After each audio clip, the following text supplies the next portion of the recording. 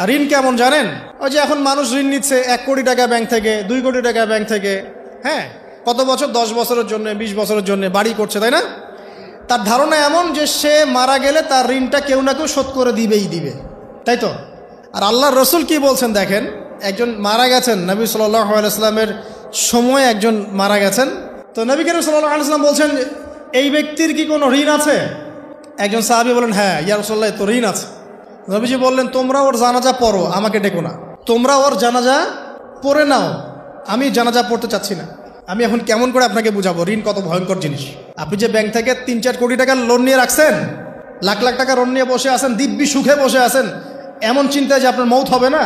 আর নবী সাল্লাল্লাহু আলাইহি ওয়াসাল্লামের সময়ে একজন মারা যাচ্ছেন, তিনি বলছেন তোমরা জানাজা পড়ে নাও, আমি জানাজা পড়তে চাচ্ছি না। মানে ঋণগ্রস্ত ব্যক্তির জানাজাও তিনি পড়তেন না। তারপরে একজন এসে বললেন, ইয়া রাসূলুল্লাহ, আমি তার ঋণ শোধ করে দিব, তার যা ঋণ আছে আমি শোধ করে দিব। তখন নবী এসে জানাজা পড়লেন সাল্লাল্লাহু আলাইহি ওয়াসাল্লাম। তা আপনার এই কোটি কোটি টাকা ঋণ শোধ করার লোক তো রেডি আছে নাকি? আছে না? সমস্যা নেই, আপনার জানাজা পড়া হবে। কারণ হুজুরকে আপনি 5,000 টাকা দিবেন, হুজুর জানাজা পড়াই দিবে, কোনো সমস্যা নেই। তারপরে আপনার মিলাদও হবে, আপনার একটা বড়সড় দোয়াও হবে ইনশাআল্লাহ। কিন্তু আল্লাহ পাক বলেছেন যে শহীদ, আল্লাহর পথে যুদ্ধ করে শহীদ হয়েছে, এই ব্যক্তির আত্মাও ঝুলে থাকে যতক্ষণ পর্যন্ত না তার ঋণটা শোধ করা হয়। এবার বলেন আমি কি বুঝাবো আপনাকে? আর কিছু বলতে হবে?